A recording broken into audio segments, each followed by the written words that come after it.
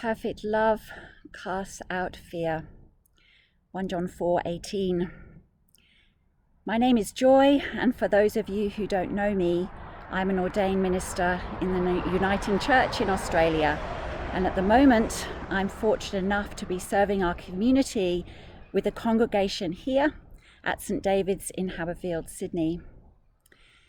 There's something that's been on my mind for a while, and although videoing myself is not something I love to do, I feel it's important to speak into the current situation. So here goes.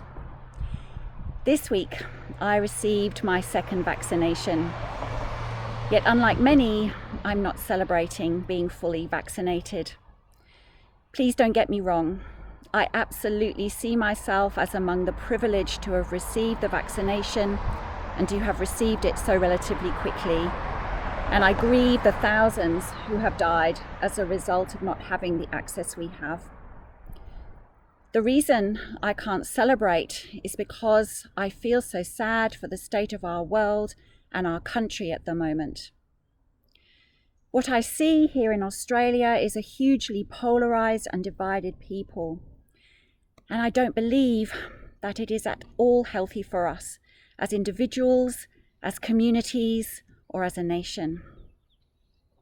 Firstly, we've become polarised about the vaccine. What we see portrayed in the media and by government is a people who are either anti-vaxxer or pro-vaccine. And I don't think that this is real, because there are many of us who fit somewhere in between. To be honest, I didn't want to get the vaccination and was fearful about it. Does that make me anti-vaccine? No. It makes me someone who is fearful and keen to be listened to and to be told the truth. I decided to get vaccinated because I felt it was better for my family and my community that I did so. And if I'm really honest, I also want to be able to see my family overseas at some point.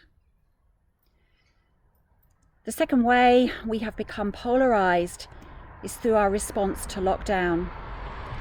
Again, the media and government are portraying people as either doing the right thing or doing the wrong thing.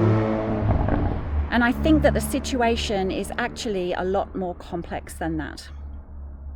Using language about people who do the wrong thing that degrades them as selfish and stupid and anarchists is unhelpful at best and refuses to look beneath the surface and ask questions like why. What I see we have in common is fear. Fear of illness or death from catching the virus for ourselves and for those we love.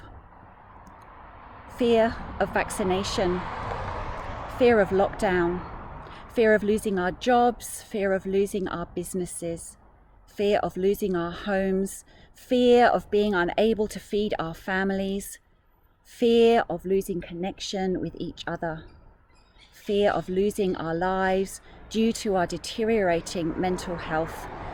Fear, fear, fear. Call me simplistic if you will, but what I see is a whole lot of fearful people expressing our fear in different ways and needing our fear to be heard. Another thing that unites us is that we are also a fearful people who ultimately want to be free. And we are also a fearful people who are all loved by God. I believe that this polarization and division is so destructive to community.